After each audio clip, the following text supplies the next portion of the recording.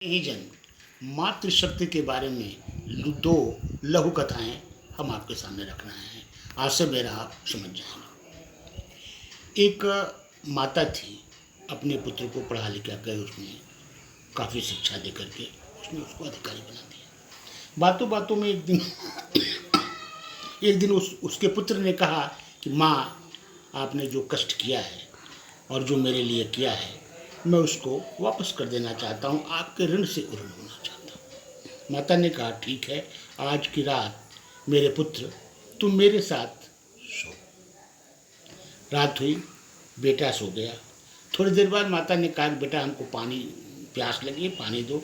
आधा पानी उसने पिया और शेष पानी उसने बिस्तर में गिरा दिया। लड़का बड़ा परेशान हुआ, कहा कि आप तो बिस्तर भेज दी, अब कैसे किसी तरह से सो।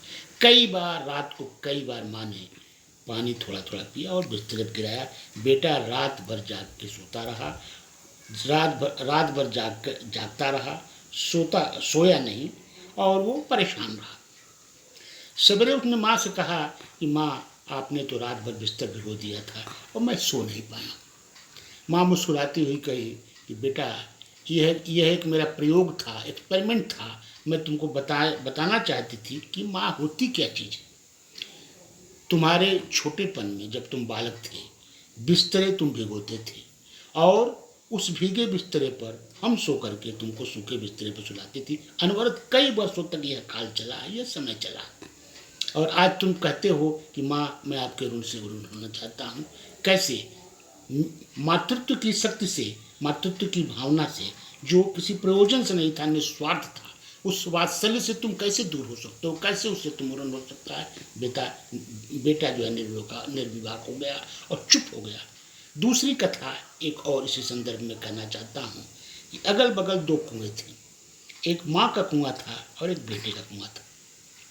बरसात के दिनों में जब पानी बरसता था तो माँ का कुआं जब उफनता था तो बेटे के कुएं को भरपूर लबालब करके पानी चारों तरफ बहता था। और जब कभी बरसात होता था, बेटा का कुआं कितना भी प्रयत्न करता था तो अपने माँ के कुएं को नहीं भर पाता था।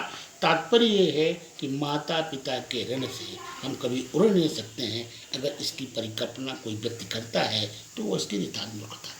मित्रों, मातृशक्ति के लिए, मातृत्व के लिए, वात्सल्य के लिए, क्योंकि मातृत्व जो है एक नारी का क्लाइमेक्स है, चरमोत्कर्ष है। इसी चरमोत्कर्ष के लिए नारी जीती और मरती है। तो मित्रों, मातृशक्ति के लिए, माँ के आंचल के लिए भगवान देवता भी तरसते हैं। और अगर भगवान को भी आना पड़ता है मातृशक्ति के लिए तो राम और कृष्ण के रूप में आते हैं और तभी माता यशोदा और माता कौशल्या की आंचल की छाँव पाते हैं। ईश्वर भी मातृत्व के लिए, वात्सल्य के लिए तरसता है और जब उसे पाने की लालसा होती है तो पृथ्वी पर उसको नर रूप धारण करके आना पड़ता है, तभी उसको वात्सल्य प्राप्त होती है। इसलिए यह सोचना, यह सपने में भी सोचना कि हम माता पिता के ऋण से ऋण हो सकते हैं, तो यह निरामूर्खता है। और ऐसी भावना करने वाला व्यक्ति मूर्ख के सिवा कुछ हो नहीं सकता। आइए, इसीलिए कहा गया कि मातृदेवो भव पितृदेवो भव। माता और पिता की जो परिकल्पना है वो देवता के समान है, ईश्वर के समान है। माता और पिता जो है ईश्वर होते हैं।